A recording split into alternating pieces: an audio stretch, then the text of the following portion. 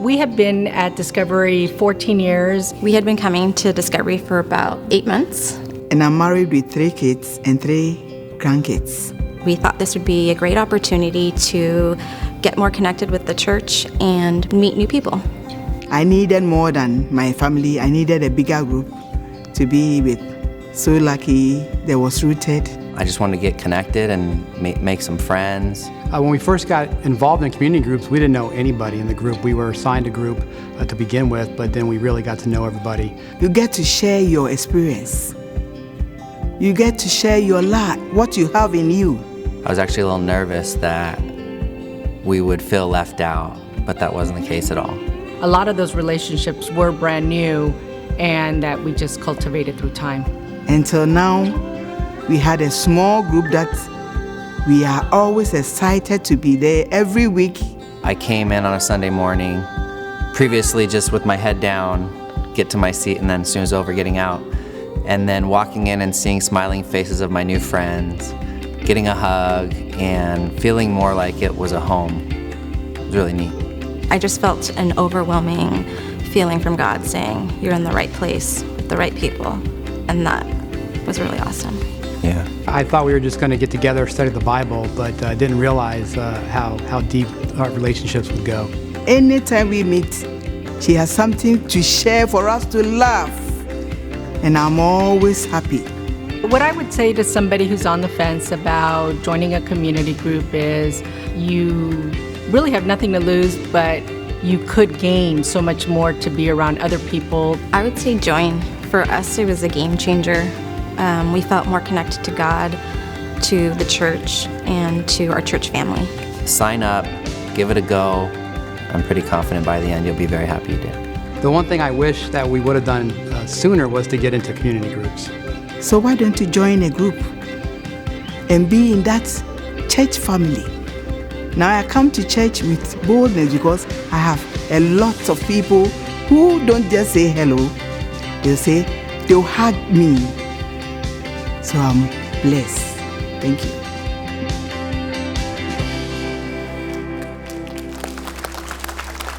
Man, aren't those videos awesome? I'm like, I want to be in community with all those people. Hey, if I haven't met you before, my name's Matt. I get to be one of the pastors here at Discovery, and it truly is an honor. So how are we doing today? Okay, so I have to make sure that you're awake because I'm going to need some participation in just a minute. It's very harmless. It might hurt you a little bit, but it's just because of me. But first I want to check in with the students because school just kicked off, right? School just kicked off. Kids, how you doing? I'm doing great. Man, that is not one of my kids. But listen, I'm proud of you. I'm proud of whoever's doing great and whoever's doing fine. Listen, 1 week down, 39 to go. You got this. Parents, how we doing? Yeah. 1 week down. You got 39 more weeks. Soak it up, enjoy it. Since it's the beginning of the year, like I said, I just wanted to check in on our kids, and I'm about to bless you, okay? I'm just letting you know you're about to be blessed. Because I want to share some of the best dad jokes in the world, right? Dads, you're welcome to use it. I stole it. Okay, all I need you to do is say why, so we're going to practice. 1, 2, 3. Why? Perfect. Man, you guys got this. All right. Why did the broom get a poor grade in school? Why? Because he was sweeping in class. It just gets better from there. Why did the M&M go to school? Why? Because he wanted to be a Smartie. Smartie, the candy? Yeah. Some of you guys are like, what are Smarties? I have no idea. Okay. If you have to explain your own joke, you know it's a good one. Okay. Last one. I'm going to put you out of your misery. Why do magicians do so well in school? Why? Because they're good at trick questions. You're welcome. Here's the thing. Whether you love school or whether you would be anywhere but school, seriously, it goes by fast. Soak it in and try to enjoy it. Parents, same rules apply. It goes by fast, so try to enjoy it. I remember when Sarah Lynn and I graduated college, we were so ready to jump in and to see what was next in our lives, and we knew that we were going to be moving to Oregon and that we were going to be a part of a team starting a church there. But before we did that, we were going to go to North Carolina, and there's a little strip of islands off of the coast of North Carolina called the Outer Banks. And it is a beautiful, beautiful place, and we were going to do an internship with a church there for the summer. I was going to be working with students, and my wife was going to be doing worship. And we were excited about this. Like I said, it is a gorgeous place. People travel from all over the world to vacation there. The beaches are beautiful. The seafood is incredible. It has some of the best surf on the East Coast. Okay, West Coast is better, but on the East Coast, like, it's incredible surf. And one of the most iconic lighthouses is there, the Cape Hatteras Lighthouse. And it was so cool, we could actually see it from our window at the house we were staying at. And we had an amazing summer. We both interned at the church, and beyond that, both of us had 2 other jobs each. We were working like crazy. We would get up and go to one job, we'd come home, and in the afternoon we'd go to the next job, and then usually I'd go surfing at night. And it was so much fun. And not only was it fun just being there, but we jumped in with the church community there. Like, have you ever just made like really fast friends with someone? Or you've just gotten into community really quickly with someone, and it's just incredible? Like, that's exactly what happened there. We loved these people, and they loved us. And then it came time to leave. And it was so hard. Like, it was so incredibly hard. I can't even explain it to you. There was a family that we were staying with, and their name were the Lieblers. And they were crazy, okay? They were crazy, 1, because they let me stay with them, okay? But 2, they had just gotten married. They just got married, and they said, hey, come on out, and you and your wife can spend the summer at our place, and we just loved it. We're still great friends with them to this day. And that day when we decided that we knew we were going to have to leave and head off to go to Oregon, I remember sitting in the living room with the Lieblers, and there was us and like 50 other people, and there was not a dry eye in the room. Like, we did not want to leave. If we hadn't already made the decision and people weren't waiting on us in Oregon, we would not have gone. They didn't want us to go. Like, they're like, we'll offer you a job. You got a place to stay. We want you to stay. And like, for me, that was an incredible time of community. You ever had community like that? You ever had community? And maybe, like, for you, it looks a little bit different, right? Maybe for you, like, you've never moved because you know how good your community is, that your family and your brothers and sisters are around, and maybe you grew up here and you're like, there's no way I'm leaving that community. Or for others of you, you've had to leave, and you've gone somewhere else, and you know the loss that is felt when you lose incredible community. Or maybe you've had a job, but because of downsizing or because you got a better offer somewhere else, like, you're like, it's time to go, but I'm really nervous about how it's going to be because I love the place that I'm at. Or maybe you're living in a house that's helping you cope with your addiction. And for the first time, you have people around you that are helping you stay clean and do better in life, and they understand what's going on, and you're terrified to leave that place because you have community.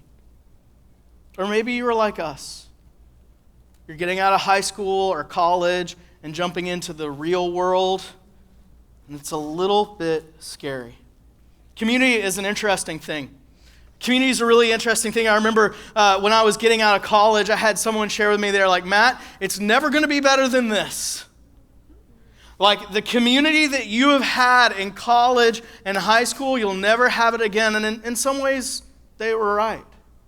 Right? In some ways, they were right because I became, a husband. Some of you are wives, and you have kids that you have to take care of, and you're a brother, a sister. You're all of these things, and it's pulling at your time. But I believe that it can be better, too. See, I believe that we were created for community.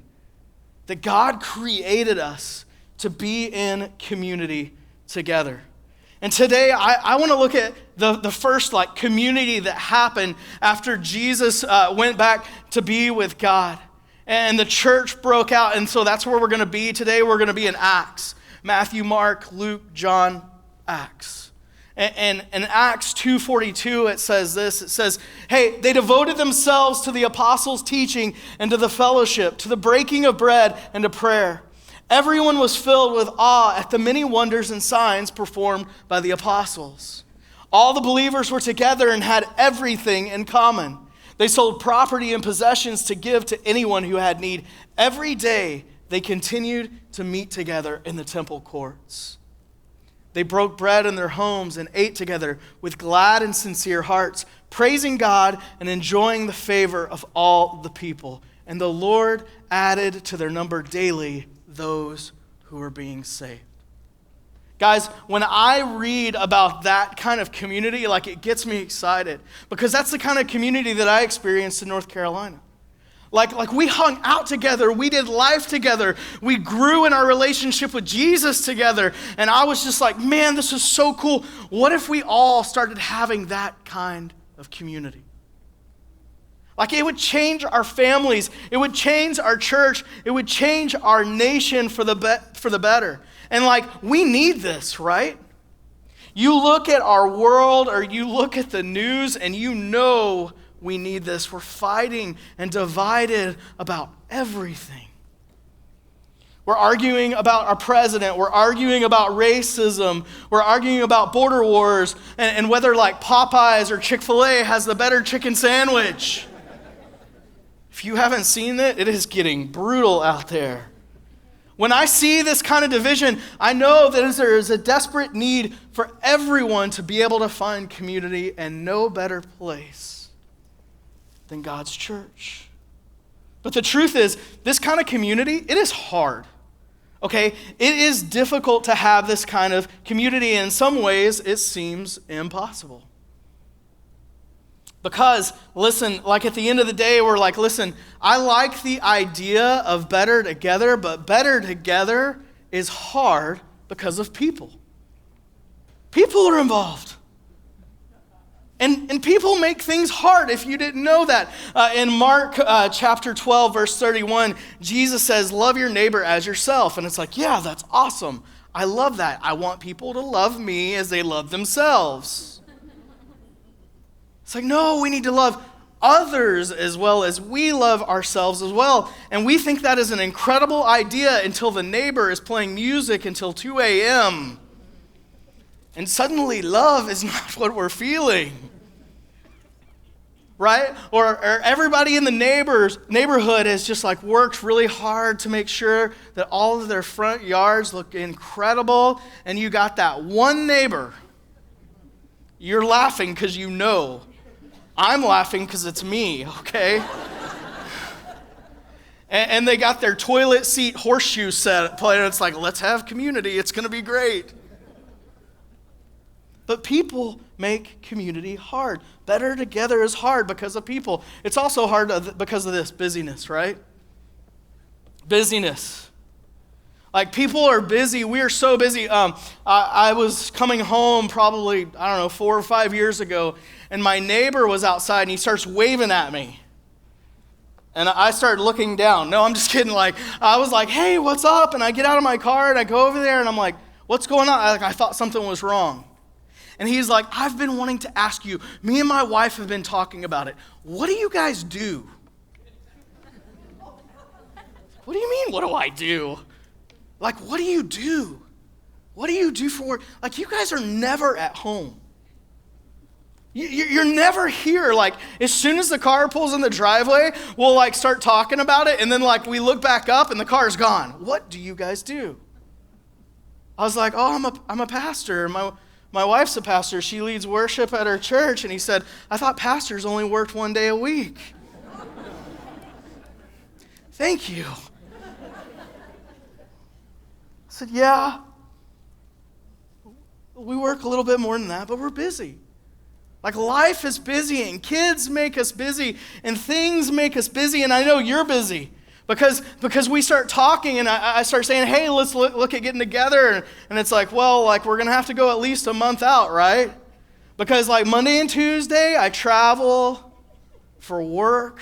Wednesdays, if I'm not back from traveling yet, I have PTA meetings. Thursday, I have practice for the kids, for the sport they're in. Listen, the reality is practice happens every day, right? Like there's more practice for sports than I've ever been aware of, like when I was growing up. Or there's games. Friday, they're traveling. If they're not doing that, you're going to the Pantages to see the latest play. Saturday, you work out to make up for what you've eaten all week. Sunday, you just try to get to go to church, and then you go home and you take that sacred thing called a nap because you're tired. Right? We're busy. There are things that keep us really occupied. Another roadblock that happens is kids. Right? Kids. They make better together hard sometimes. I remember, like I said, we went to Oregon and we helped start a church and we had 2 young kids. And I remember we'd get to church about 6:30 in the morning. We unpacked and set up the church, and then after we were done, we broke it down every single weekend. And then we'd go out to eat afterwards and hang out with our friends. And I remember when our kids were, 2 or 3, and they had been in a high chair for like the last 8 hours, they were just done. And they were like, no more, and they would cry and scream. And so after about 3 weeks of this, we're like, we're done. Like, we can't do this anymore. We have to take a break because our kids sometimes make community hard. And it's not just our kids. Sometimes it's other people's kids, isn't it? We finally got to the place where we could buy a house in Oregon, and I was so excited. I was doing construction at the time in the community to help support our family. And I bought this house and it had great bones, right? Nothing else was great, but it had great bones. It had turf carpet in the kitchen. It was incredible for like a putting green, but it wasn't real great for like inviting your friends over and it's like, look at my house and our putting green. It had a different color shag in each room. I mean, some people call it luxurious. Me, not so much. But we worked hard to redo our house. I installed hardwood floors in our house. I redid all the bathrooms. I scraped the ceilings. Has anybody ever scraped the ceilings? Ooh, I do not like that.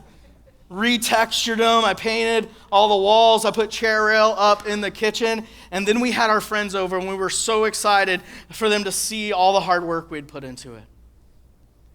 And our friends leave, and I go into my kids' room, and on the wall, someone drew with crayons, and I was like, who did this? And my kids were really smart. They did it. Right? And I was like, oh my gosh. And not only that, but there's this weird thing in Oregon. Like, I don't know who decided this was a good idea, but it's called ceiling heat. Now, yes, I know heat rises. I tried to tell them. But there was this thing called ceiling heat, and there was these coils, and they sat in this pan of oil, and it heated up. I don't really understand it, but that's what ceiling heat. So each room had a thermostat, and I remember like our kids would have these specific friends over, and they would leave, and I'd go into their room, and it'd be like 100 degrees. And we were poor. I'm like, how am I going to pay this bill? And so I'm turning it down, and it happened again the following time that we had them over, and so I literally started taking the knobs off of all of the thermostats in the house. Sometimes kids are hard. Listen, I love my kids, but I don't like yours. Thank you. You're applauding because you know, right? You understand. I remember talking to a pastor and his wife about it, and they have 5 kids, and it wasn't Chris and Lindsay, but it was another couple. I promise it wasn't Chris and Lindsay. But what they said was so true. They said, listen, we have 5 kids, and parents have a really hard time accepting this, but it's so true. Nobody thinks your kids are as cute as you do. Right? I mean, I think my kids are incredible. Don't get me wrong. I'm posting pictures up all the times and videos, and I'm talking about what's going on. But listen, I totally understand. None of you could care. Like some of you care because we're in community, but most of you are like, yeah, but you should see my kid. I know this because I see pictures and videos of your kid, and you're like, look how amazing they are. And I'm like, yeah, your kid's great. I love my kids. I'm not sure what to think about yours. But community can be difficult, right? Community can be hard at times. And another thing that happens when it comes to community is conflict. I was talking to a friend, and he actually let me share this message today with you. And he was talking about conflict. He lives in Texas, and he was like, man, I had this guy, and I was trying to get him involved in community. And he needed it. He was going through a divorce, and he was really struggling. And so I told him to go to this group, and he said, I called him the next day, and I was really excited. I was like, hey, how'd it go? How did group go? And he said, his friend said, well, it was really good until I walked into the living room, and my ex-wife was there. It gets worse. He said, not only was my ex-wife there, but her new boyfriend that I didn't know about was there as well. See, conflict happens. We don't always get along. We go through struggles in this life. And my friend felt horrible. Like he felt awful that this happened. But conflict happens. And despite all of these things, we want to experience community. And I know you're like, yeah, you just made a really great case for community, Matt. But we all desire it. We look for community in different places all the time. God created us with a need for connection. We see it from the beginning of time. In Genesis 2, verse 18, God looked at the very first human, Adam, and he said, it is not good for man to be alone. It's not good. I created Adam for community. I want community. Jesus didn't do ministry alone. He had a crew of people that he did life with, 12 people in particular that he just went about and taught, and they learned together and they did life together. And as we read in Acts chapter 2, the early church was built on small groups of people living out their faith together. See, this is something that I believe. That when it comes down to it, community isn't a discovery thing. It's not a church thing or a man-made thing. Community is a God thing. It's not about discovery. It's not about church saying, oh, you got to get into these groups because this is the formula and we figured it out and this is what you do. It is a God thing. God created us to be in community. And he knows that we're better together. And see, here's what happens, right? We start going through hard times. I know this because I've been there. We start going through hard times, we start going through struggles, and we start isolating ourselves. Isn't that what we do? Like we're struggling, and it's like, oh, I'm not going to go to community group tonight, or I'm not going to go to church today because there's just a lot going on, and things are hard, and we start isolating ourselves. And what happens is when we isolate ourselves, we start that downward spiral. We start that downward spiral because we start feeding those thoughts that we know that aren't good for us, but yet we just entertain them more and more because we're isolated. We don't have people pouring into our lives saying, no, you got this, we're here with you. And then people reach out to you and you push them away, but then when it comes down to it, you're like, no one's reaching out to me. Yes, they did. You told them to go away. We're created to be in community. And this is something that I just believe strongly when it comes to community. If nothing else, I want you to catch this today. And it's this. Community is a commitment centered around Christ, not convenience. Community is a commitment. And it's centered around Jesus Christ, not convenience. Because the truth is, community is not always convenient. It's hard. There's been so many times when our community group is about to meet and I'm calling my wife because I know like as soon as I walk in that door, we're going to have to jump into community group. And I'm like, let's just cancel. And she's like, people are already here. But the thing is, every time we do it, every time like I jump in, I'm like, man, I'm so glad we did that. Like that was so much fun. Be sure and don't slap me upside the head. She hits hard, okay? Like be sure and remind me next time that community is good. So I want to talk about why community is important because I believe that better together means this, that we do life together. Better together means that we do life together. Acts 2:46 that we read earlier said, every day they continued to meet together in the temple courts. In other words, they made spending time together a priority. They broke bread in their homes and ate together with glad and sincere hearts. I want to encourage you, if you don't have community, take the next 2 to 3 months. Find somebody that you've kind of been getting to know, not a complete stranger because they're going to think you're weird. Okay, but find somebody that like you've been getting to know and say, hey, like, could we hang out for the next couple months? I'm not saying like we have to hang out every day. That's just weird, okay? But like once a week or once every other week, could we just get together and have coffee or have a meal together? I guarantee you by the end of it, you're like, man, I care about this person. I know what's going on in their lives, and they know what's going on in mine, and we are doing life together, and I'm better for it. See, research has shown that people who are in community, who have these kind of interdependent relationships described in Acts 2, are happier. They're more fulfilled. They lose and keep weight off. They have longer lasting relationships. They do better in school. They have better self-awareness. Community is something we're created for. I love Brene Brown. Some of you know who she is. And she makes a statement when it comes to community. And she says this, sometimes the bravest and most important thing you can do is just show up. Matt, just show up to community group.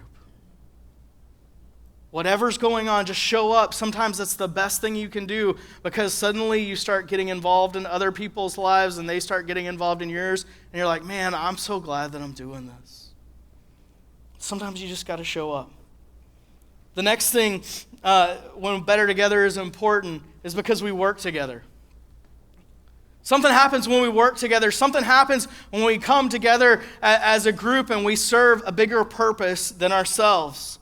Whether it's serve our city or bringing meals to someone in our community group, whether it's serving at the Samaritan Center or putting together care packages for the troops, community is important.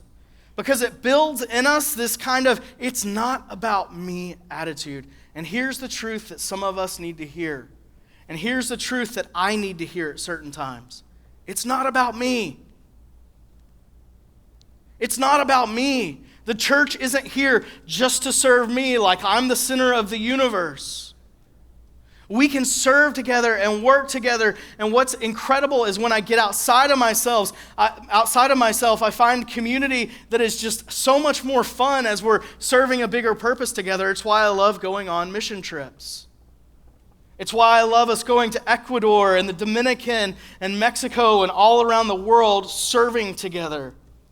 Because everybody's dirty, everybody smells, no one's counting carbs, no one cares about fashion. You're just hanging out, holding a kid together, shoveling concrete, painting a house, and something amazing happens. You're in community together and you're loving every second. And even though it costs money, and even though it takes time off work, and even though you're losing all of these things, you're like, I can't wait to go back next year. Because we're better when we're serving together. Another reason is because we struggle together. And guys, I think this is so huge. And I think our world needs this. We need people that struggle together. I don't know how people do it. I don't know how people go through life alone. Whether it's a personal struggle, whether it's anxiety, doubt, depression, or tragedy, every one of us needs people that we can lean on and they're saying like, I got you, I'm here with you. We need people that will struggle well with us together. just in this last year and a half, man, I have gone through it. If I just sat down and timelined out everything that's been going on in my life, well, it'd probably be a little bit like you, because you're going through struggles too, right? Borderline, fires, suicide, jobs, marriages, divorce, death, kids, school, money, Spider-Man leaving Marvel. Oh my gosh, there's so much going on. And the only reason I make light of it is because I have to, right? Because there's so many things going on in our world, and if I just sit and think about it, like, it's tough. But I'm so thankful that I have people that will struggle with me together. For friends that will be there. Even when the crap hits the fan. Even when the day is hard. Whew. There's going to be people that are there for you. We need this. See, life is better connected. So how do we do it? How do we do it? See, I believe that the best version of ourselves happens only in community. So how do we do it? Listen, if you have a middle school or a high school student, they need to be involved in JHM and HSM. Not only do those kids there need you, but you need them. And listen, 1 or 2 weeks is not enough. I was talking to a guy he's just an incredible a guy in the church across the nation. And he was like, what's going on? What's going on in your world? And I'm like, well, one of the things I do is I tell them that like 1 and 2 weeks isn't good enough anymore, because kids are awkward, right? Like, they can talk to each other on their phones all day long, but when it comes to face, it's like, not my kids. My kids are perfect. Love you, kids. Sorry.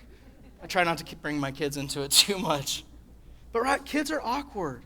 So I've started telling them, like, hey, 2 to 3 months, show up. And not just show up, but you got to, like, put yourself out there. You got to put yourself out there a little bit, because I guarantee you they're looking for community as well. So show up to JHM and HSM. And, like, if you want to see a little bit about what's going on there, check out their YouTube channel. It's crazy. Those guys have so much fun. My wife tells me I'm the biggest kid in the house, and I just, like, want to go hang out with them. If you're an adult, the best way for you to get connected is to go online, to click on group launch and find a community group that's meeting in your area, or that works for a day that works for you, or that the people are in the same life stage as you. Get involved in community. Or maybe you're new to church, or you're new to faith, or you are new to discovery and you want to find community, or you want to grow deeper in your relationship with Jesus. We're launching Rooted on September 11th. And guys, it is incredible, incredible time. I went to school to become a pastor. I've had a lot of teaching and learning, and I went through Rooted, and I'm like, this is awesome. Like, I love this stuff. And so if you're looking for that, it's going to happen on September 11th. Go to our website and sign up for Rooted. If you've been through Rooted and know how amazing it is and are excited about it like I am, sign up to be a facilitator. Sign up to be one of those people. It's like, I want you to experience what I got to experience when I went through it. And this is another thing that this is just kind of like I want to let you know about. It's a change that's happening. And I say change because when I say change, it gets everybody's attention, because they're like, what are you changing now? Okay? So here's something we're changing. Rooted is going to happen on Wednesday nights. Any short-term group that happens, we're going to try to make it happen on a Wednesday night. Men's event, women's event, special this, special that, special K. We're going to try to make it happen on Wednesday night. And the reason is because we want you there. And we don't want you saying, well, I have my community group that happens on Wednesday night, so I can't come. Try to shove everything out of the way of Wednesday night and leave that open, so that when we come to celebrate things together, that you're able to be there with us. It's a good change, I think. I'm trying to be intentional. Some of you guys are doing this. Thank you. Thank you from the bottom of my heart. Thank you for being there. Thank you for people that have gone through the good times and the hard times and the awkward times and the times, because it takes time, and you're just like, man, I'm still here. Thank you. Like I said earlier, some of the people that I want the closest to me are people that have been through the tough stuff with me, the people that have been through the good stuff with me, the people that have seen the ugly side of me, and I'm a mess. Like, I have an ugly side to me. I have things that I don't want to be a part of my life, and I'm working on. But when you have friends that stick through it, and it's like, I'm still here, like, those are the people that I want to hold on tight to. Don't you? I know you do, because you have some of those people in your life. So if you're there and you're doing that, thank you. And if you're here and you're saying, I want to grow in my relationship with Jesus, but I'm not sure about community groups, or I'm not sure about Rooted, or I'm not sure I want to serve, I'm not sure I want to jump in, here's what I would encourage you with. Andy Stanley has this quote that I just love. He says, show me your friends and I'll show you your future. Show me your friends and I will show you your future. The people that you hang out with are going to be a part of directing how your life goes. If you're hanging out at the bar every single weekend and it's like, I'm not growing in my relationship with Jesus, I'm like, you're growing in your belly because you're drinking beer all weekend. Now, I'm not saying it's awful and horrible to go to the bar every once in a while, but I'm saying, listen, if you want to grow in your faith, if you want to grow in your relationship with Jesus, if you want the kind of community that's going to encourage you and help you and lift you up, you have to do life with people who are seeking after the same thing. Will it always be easy? Nope.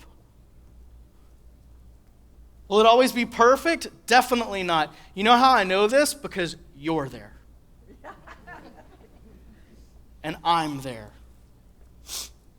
Like, at the beginning of every single community group that we've ever led, especially if we're leading it, I'm like, hey, listen, I know like that I get up here and talk to you guys every once in a while, but I'm a big mess, and like I don't always have things perfect. So if you're expecting a perfect group and for someone to come in and translate every single Hebrew, Aramaic, and Greek parcel out of the Bible, like it's not going to be me.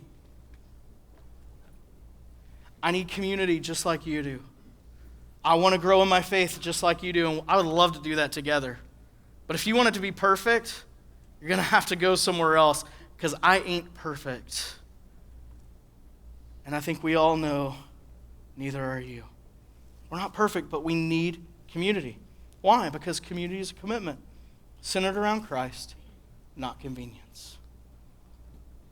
So we go through the awkward together, we go through the hard together, and listen, some of you right now are like, yeah, man, I wish I hadn't come this morning. Matt's like putting on the guilt trip. Listen, I'm not about guilting you.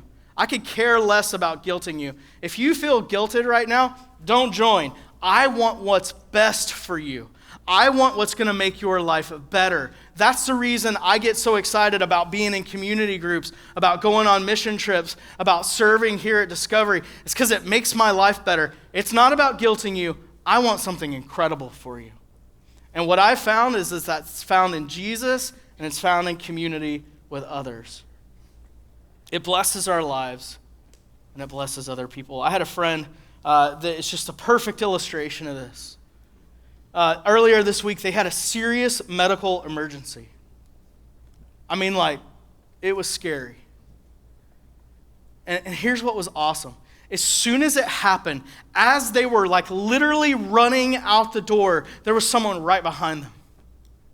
There was someone right behind that was running with them, and they were texting the group, and they were like, listen, I got their kids, don't worry about it. And they were telling the person, like, listen, we got your kids, don't worry about it, just go to the hospital so that you can be with your spouse.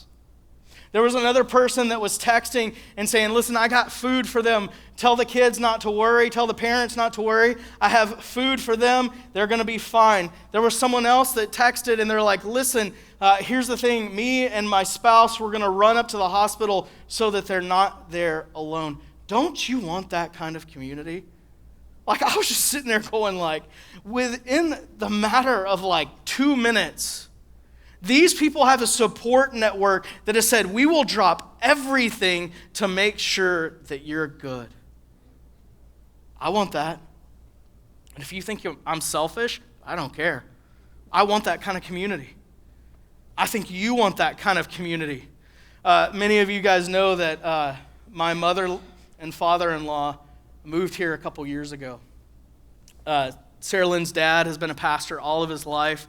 And so all he knows to do is to come and jump into whatever's going on. And so they moved here and they came and they jumped in. They got involved in community groups. They got involved in serving. Many of you know my mother-in-law because she is an incredible cook. But she had to have back surgery. And this back surgery was really serious. And she's like one of those few percentile of people that she can't take any pain relievers because it has the opposite effect on her. And she had this serious back surgery and she's been down for the last 3 or 4 months. She's been in incredible pain. And what has been amazing to me is that for 8 weeks, maybe more, her community group, their rooted group, was bringing them food constantly.